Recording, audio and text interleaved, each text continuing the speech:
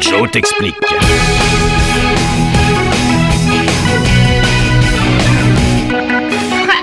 N'importe quoi. Bonjour Joe.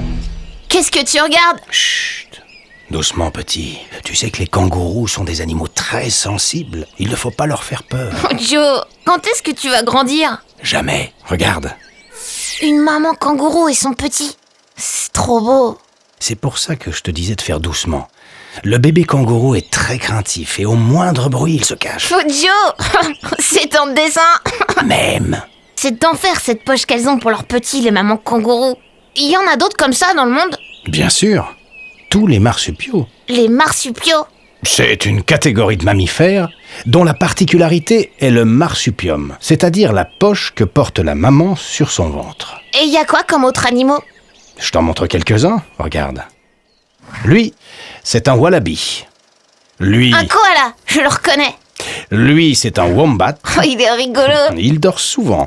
Et tout d'un coup, ça lui prend, il se met à courir très vite. Mais ils habitent où, tous ces marsupiaux?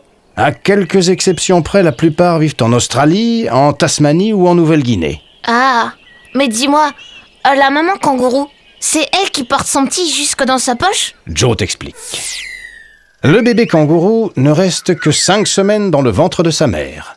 À sa naissance, il mesure 2 cm et n'est absolument pas fini d'être formé.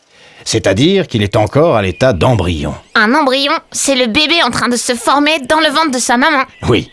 Mais c'est sa maman alors qui le pose dans la poche? Non, c'est encore plus joli que cela. Quand il naît, il est minuscule et aveugle. Pourtant, il monte tout seul jusqu'à la poche de sa mère. Mais des fois, il peut pas se perdre.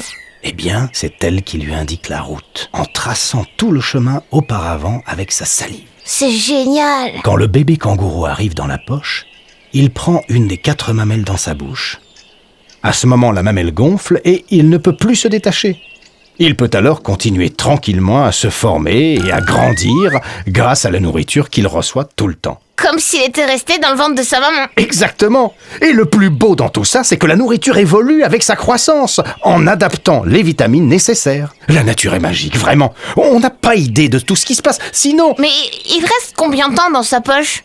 quand il prend de la force, il lâche la mamelle où il était accroché, pour y revenir autant de fois qu'il le souhaite. Puis, vers les 4 mois, il commence à quitter la poche. Mais au moindre bruit, il revient en courant. Et vers l'âge de 9 mois, il est vraiment trop gros.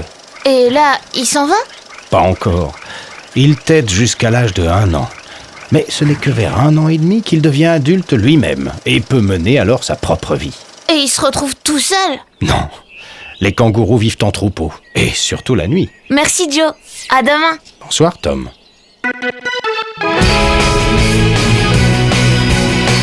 Joe t'explique. Bye.